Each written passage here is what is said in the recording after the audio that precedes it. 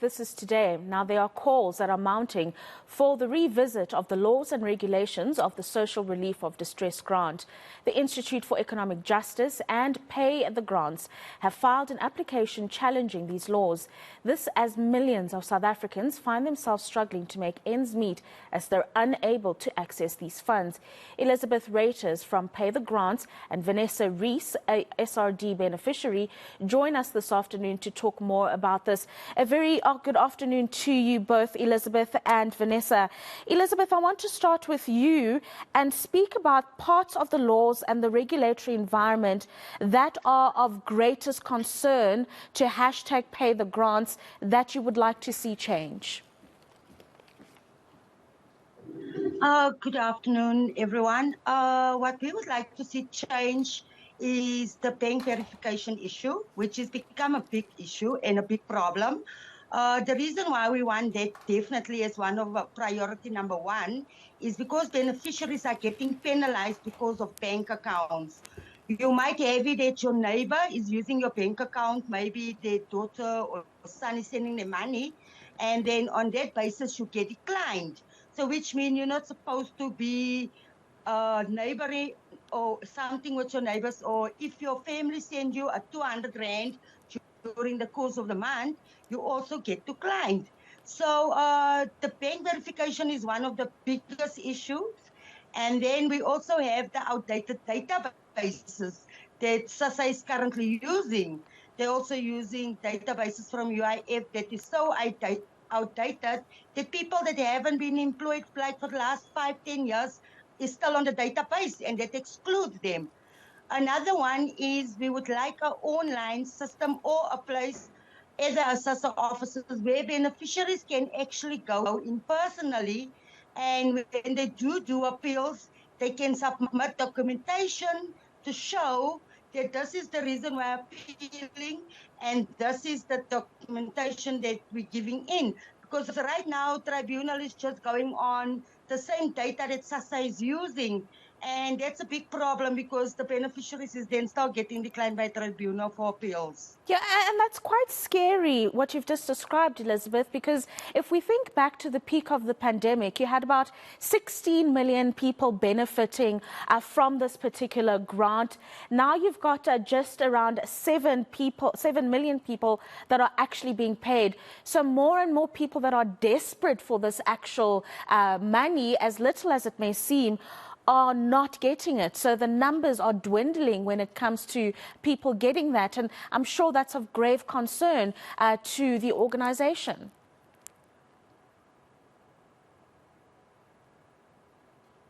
Yes, this is a very, very big concern to us, especially that some beneficiaries will get approved for 1 month. It's like SASSA is taking turns on beneficiaries. They will get approved for 1 month, then they will be declined for the next 2 months, and then they get again approved for the next month. And this is a great, great big concern because the numbers is very low. But this has all been the plan. I think this has been the plan from GST because this started with the last cycle already in 2022 when they started dropping the numbers of approves. So this year, when budget was read, it was like, oh, no, not so many beneficiaries needed 350 grant, so let's just cut the budget. So the budget was cut from 44 billion down to 36 billion. So it's much less than what it was. Yeah. Vanessa, I want to come to you as a recipient of this SRD grant. It might seem as a little to many people looking at the 350 Rand amount, but maybe just give the viewer a sense of how it has changed or impacted your life in the desperate economic times that we as South Africans face. Okay. It helps a little bit. Because, as I told you guys the other day, food is so expensive and we can't cope. And you must know there's people that's not working in a house. We're only depending on this 350. So how can you cope with it? Yeah, no, that's absolutely true. When the food prices is going up every time. Every month, the food prices are going up and up. What can we do? What exactly is it that you are able to buy with the 350 Rand grant? Vanessa, give us a sense of when you get that money, what can you actually do with it? Okay, a bag of rice is 140, right? A bag of mealie meal is also 120. That's almost 250. Then you buy a packet of sugar. Don't forget you must buy washing powder, you must buy soap. Where does it add in that 150? Where do the vegetables come from?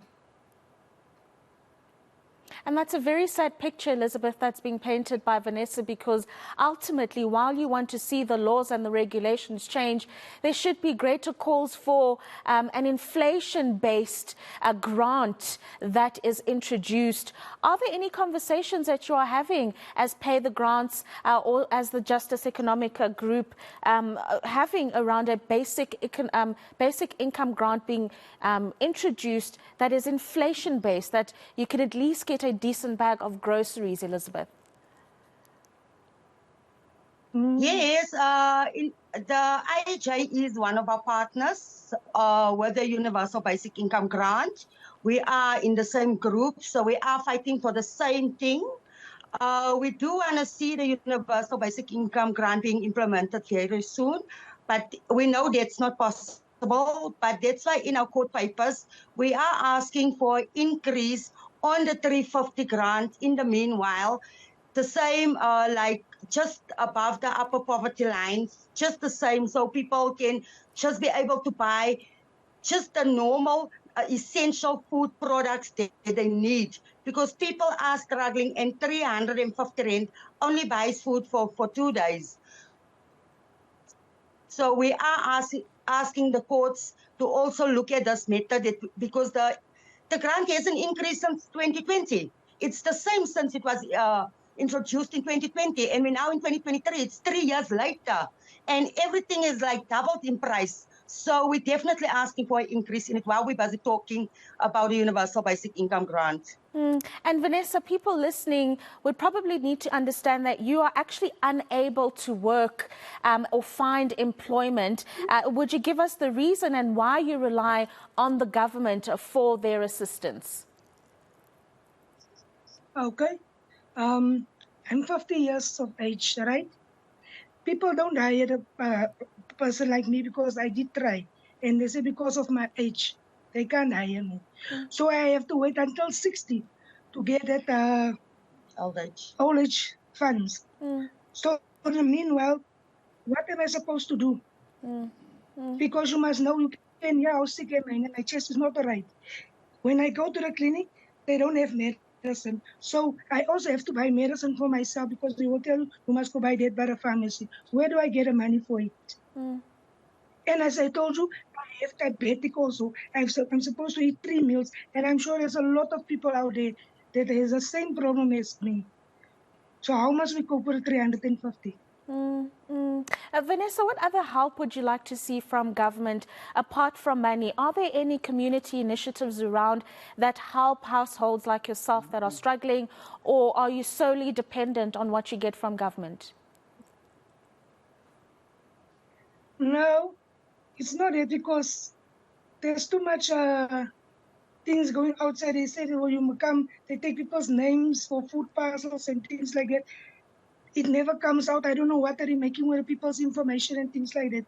So I can't depend on government. And Elizabeth, in the meantime, while you are seeing these court proceedings go on and the applications that you've now put through, what is it that you would like to see, not on a national level, but at least at a local government level, by mayors, councillors and other community leaders, just to make sure that people are getting their basic services? What would you like to see, Elizabeth? And I don't know if Pay the Grants can help in any kind of initiative in that instance. Unfortunately, Pay the Grants cannot help at the moment, as we are just registered in February, and we are NGO and we haven't received any funds yet. And all of us that's coordinators at the moment at Federal Grants, we are all beneficiaries also of the 350 grant. I'm also one of those beneficiaries that's getting declined every month due to means income source, and yet I'm unemployed as well.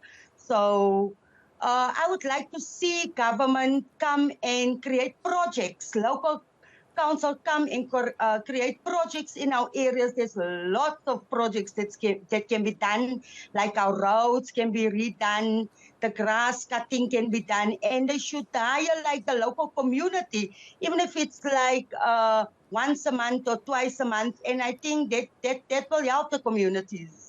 Yeah, no, absolutely, ladies. Thank you very much for your time. And of course, we wish you the very best of luck, and we will catch up with you soon as those proceedings continue to develop. It's just one of many stories in South Africa where people who rely on government are not receiving the basics that government is supposed to be providing them. Unemployed is Elizabeth, and Vanessa suffers from a chronic illness and cannot work, including because of her age, and still they struggle to get by in a democratic South Africa in 2023. We will, of course, keep you abreast of developments around the story as they develop.